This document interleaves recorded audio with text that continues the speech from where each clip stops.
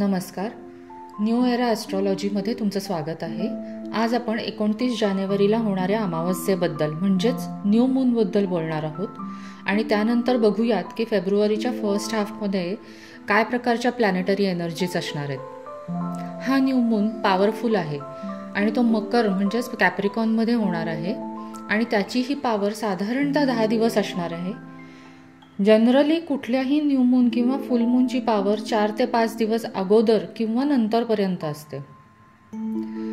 तर मकर ही रास म्हणजेच कॅप्रिकॉन ही authority, top down structure, goals, achievement म्हणजे तुमचं यश, तुमची ध्येय आणि प्रॅक्टिकॅलिटी याबद्दल असते.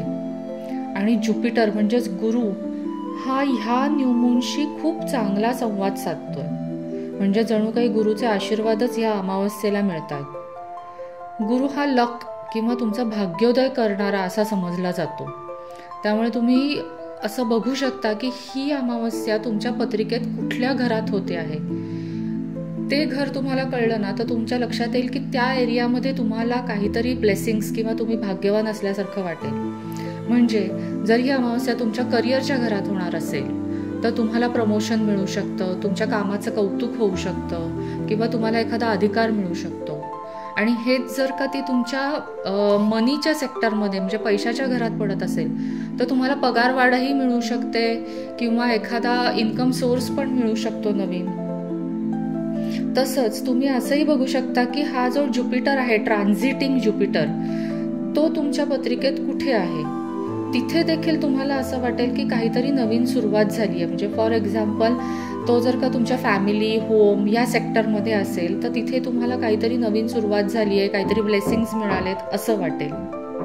या न्यू मूनची ओव्हरऑल एनर्जी अशी असेल की त्यामध्ये आपल्याला आपल्या भावनांवर कंट्रोल असेल, आपल्याला शांत आणि नियंत्रित वाटेल. आपला फोकस हा प्लॅनिंग किंवा पैशाविषयीचे प्लॅनिंग यावर असेल. म्हणजे साधारण त्या दरम्यान आपण सेल्फ रिफ्लेक्शन किंवा आत्मचिंतन करण्याच्या मोडमध्ये असू. तर आता आपण इतर प्लॅनेट्स कसे आहेत ते बघू. बुध म्हणजेच मर्क्युरी हा प्लुटो बरोबर युतीमध्ये आहे आणि ती मकर राशीतच होते आहे.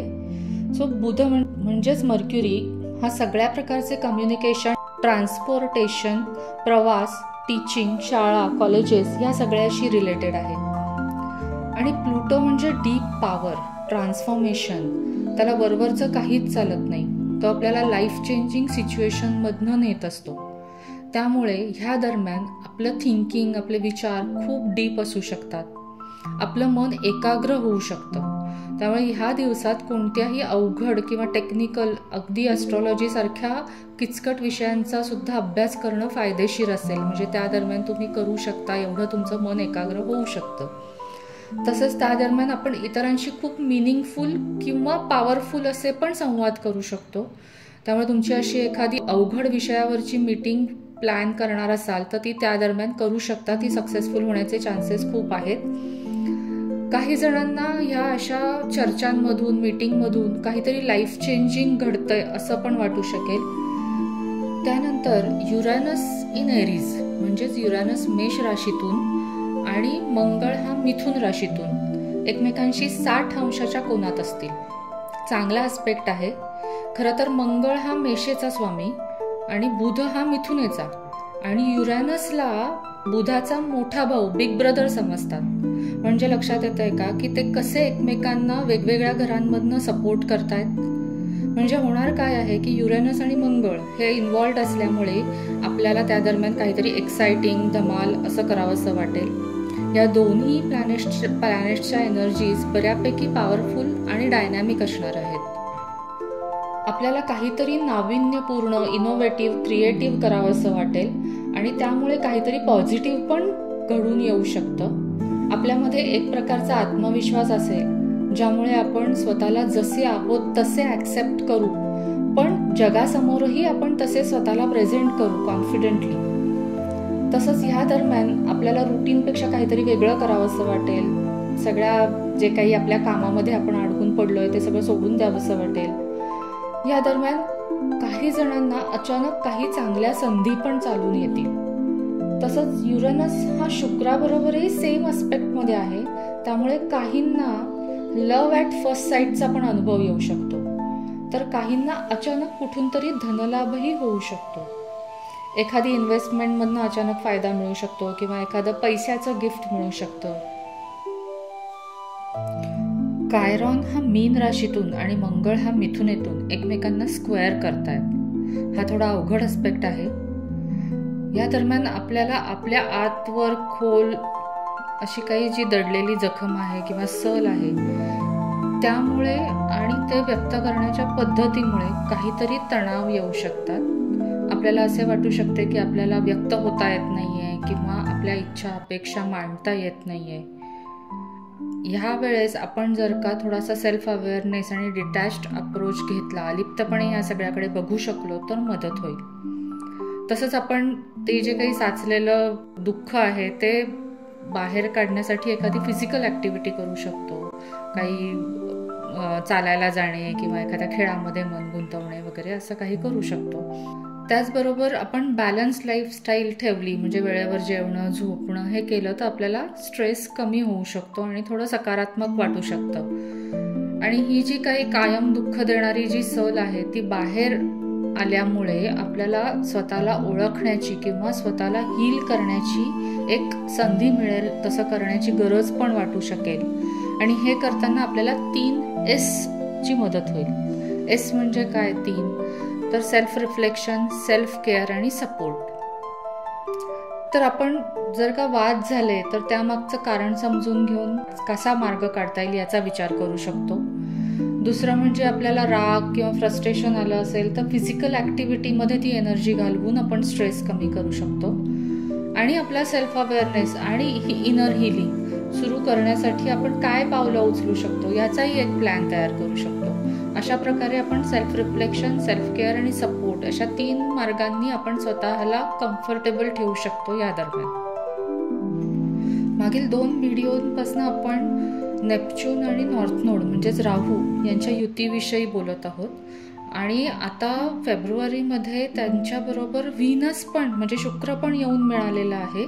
आणि हे तिघही जण मीन राशीत म्हणजे पायसेसमध्ये त्यांची मीटिंग घेतात.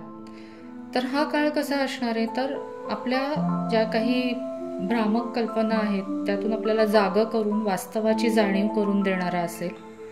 आणि आपल्याला त्यामुळे स्पिरिच्युअलिटीकडे, सहानुभूतीकडे, प्रेम, दया याकडे जास्तीत जास्त नेणारा असेल.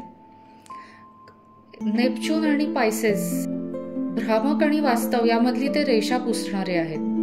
त्यामुळे नात्यामध्ये किंवा प्रेमामध्ये खूप आयडियलिस्टिक किंवा आदर्शवादी होऊ नका. राहूमुळे असं होईल की आपल्याला असं वाटेल आपलं प्रारब्धच आपल्या समोर आलं आहे, थोडंसं फेटेड वाटेल. आणि नातेसंबंधांविषयीच्या अनुभव आपल्याला आयुष्याच्या ट्रू पर्पजकडे नेतील आणि नाती देखील त्याप्रमाणे बदलत जातील. युनिव्हर्स आपल्याला आपला खरा मार्ग दाखवून देईल आणि आपला त्यावर विश्वास असेल, कारण आपलं त्यावेळेस इंट्युशन पण तेवढंच स्ट्रॉंग असेल आणि आपल्याला तो विश्वास वाटेल. आणि जेव्हा व्हीनस मीनेत असतो ना तेव्हा आपल्याला साधारण थोडीशी अशी टेंडन्सी असते की आपण नात्यामध्ये दुसऱ्याचं उदात्तीकरण करतो किंवा खूप आदर्शवाद ठेवतो किंवा खूप वाहवत जाण्याकडे कल असतो. नंतर आपल्याला कुणाला तरी मदत करावीशी वाटते, त्यांचं भलं करावं असं वाटतं आणि त्यासाठी त्याग करायला लागला तरी चालतो. किंवा कुणीतरी आपल्याला मदत करावी, आपल्याला वाचवावं, आपण कसे बिचारे आहोत असं वाटत राहतं. सो व्हीनस मीनेमधला, नेपच्यून पण मीनेमधला आणि नॉर्थ नोड पण मीनेमधला असे तिघे जण आपल्याला काय सांगतायत तर तुमच्या ज्या काही उत्कट भावना आहेत, उच्च आदर्श आहेत, हाय आयडियल्स आहेत आणि जी काही वास्तविकता आहे याची योग्य सांगड घालायला पाहिजे आणि प्रेझेंट मोमेंटमध्ये राहायला पाहिजे, ग्राउंडेड राहायला पाहिजे. आता आपण व्हिडिओच्या शेवटाला आलो आहोत, पण त्याआधी थोडेसे अपडेट द्यायचे होते. ते म्हणजे युरानस मार्गी होतोय, तो 31 जानेवारीला मार्गी होतोय. त्यामुळे ज्यांची लग्नरास म्हणजेच असेंडंट ॲक्वेरियस आहे म्हणजे कुंभेत आहे किंवा ज्यांचा सन पण कुंभेत आहे त्यांना हा फरक नक्कीच जाणवेल. एनर्जीमध्ये पॉझिटिव्ह शिफ्ट असेल. तसंच ज्युपिटर पण मार्गी होतोय 4 फेब्रुवारीला. त्यामुळे ज्यांची लग्नरास धनु किंवा मीन आहे किंवा ज्यांचा सन हा धनु किंवा मीन राशीत म्हणजे सॅजिटेरियस आणि पायसेसमध्ये आहे त्यांनाही एनर्जीमध्ये खूप फरक जाणवेल, किंवा ज्यांच्या पत्रिकेत गुरु हा प्रॉमिनंट आहे त्यांना देखील हा फरक जाणवेल आणि ओव्हरऑल आपल्याला सर्वांनाच सकारात्मक वाटेल. तर आता या न्यू मूनची समरी सांगायची झाली तर हा न्यू मून एक ब्लेसिंग्स घेऊन येणारा असेल.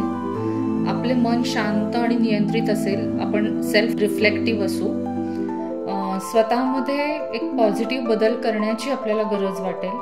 नात्यांमध्ये आदर्शवादी न होता, भावनांच्या आहारी न जाता वास्तवाचे भान ठेवून वागायला लागेल. आणि युरेनस आणि ज्युपिटर दोघंही मार्गी झाल्यामुळे ओव्हरऑल एक पॉझिटिव्ह एनर्जी असेल. हा व्हिडिओ तुम्हाला कसा वाटला हे कमेंटमध्ये नक्की कळवा. ह्या व्हिडिओविषयी तुम्हाला काही प्रश्न असतील तर तेही तुम्ही कमेंटमध्ये लिहू शकता. आणि व्हिडिओ आवडला असेल तर नक्की लाईक करा, तुमच्या फॅमिली आणि फ्रेंड्सला शेअर करा आणि चॅनलला सबस्क्राईब करा. धन्यवाद.